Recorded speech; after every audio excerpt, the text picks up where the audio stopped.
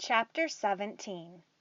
Well, finally I had to go home. I was having a neat time in Washington, but Mr. Jenkins had said I could only stay out of school 4 weeks, and my time was up. I went down to the zoo to see Uncle Beasley for the last time, and I scratched his neck with a rake the way he likes, and I said good-bye to him. But he probably didn't understand what I meant. He was getting to be awful big, but he was still gentle and friendly with me.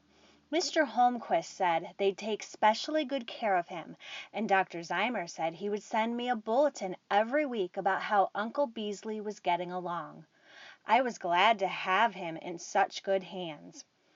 Dr. Zymer said goodbye to me at the station.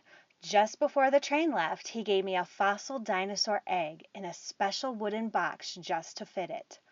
All of us at the museum thought you ought to have this to keep, he said, in return for what you've done for us and all the other scientists all over the world. Now, goodbye, Nate, and be sure to come back and see us again, won't you?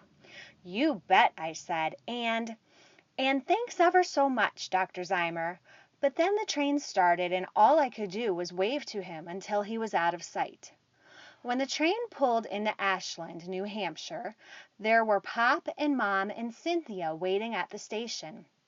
When I stepped off the train, they all hugged me at once, even Cynthia. I didn't mind, though, because there was no one else around but the station agent, and he was eating his lunch and didn't notice.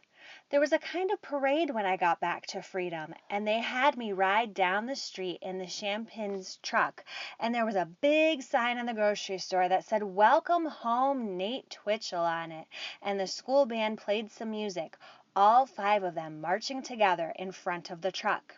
The parade went all the way up to the schoolhouse, and Mr. Jenkins came out and very kindly handed me my school books, even though I wasn't in any great hurry about them, and I could have easily waited until the next day. Then the parade turned around and came back to our house. As soon as the truck stopped, I got down because I felt pretty foolish up there with everybody looking at me, though I liked it, too, in a way. Mom and Cynthia had a table out in front of the house, and they served cider and donuts to the whole crowd. It was one of those terrific days that you get sometimes up here in October. The sky was so blue you could hardly believe it, and everywhere you looked you could see all those bright red and yellow leaves against the sky. It looked as if nature had put everything she had into making one really perfect day.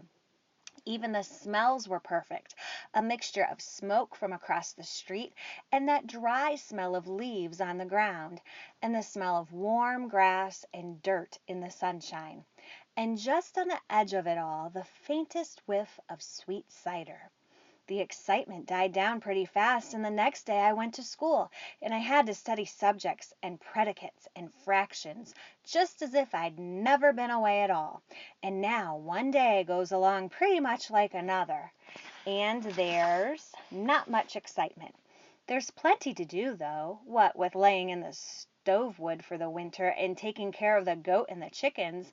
It gets dark out by supper time now, and we sit around the stove evenings, and the warmth feels good. Once a week, though, a letter comes from Dr. Zymer down in Washington. He keeps me posted on how Uncle Beasley is coming along. The latest letter I had said that he was almost 20 feet long and weighed 13,900 pounds. The doctor said that Uncle Beasley was not growing so fast now, and that probably meant he wasn't a baby anymore, and he could take his time about reaching his full size. He still has another few feet to add to his length, Dr. Zymer wrote, and another 3 tons to his weight. But he probably won't be full grown for 50 years, and he may live for 100 years after that. If all goes well, your little pet will be an ornament to the National Zoological Park for a long, long time.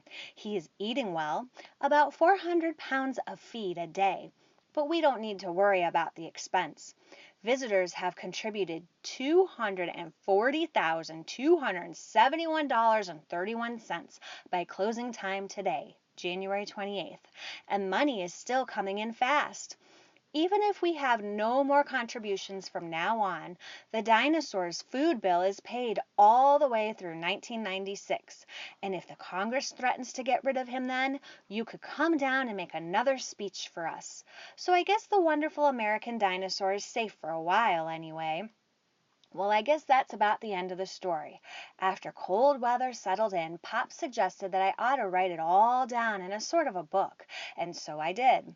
I wrote some every evening after supper at the kitchen table, and it used up the most tremendous pile of paper, and it was an awful lot of work, and I'm glad it's all over. Pop says I better not show it to Miss Watkins, or I'd be writing out spelling mistakes until I'm old enough to vote.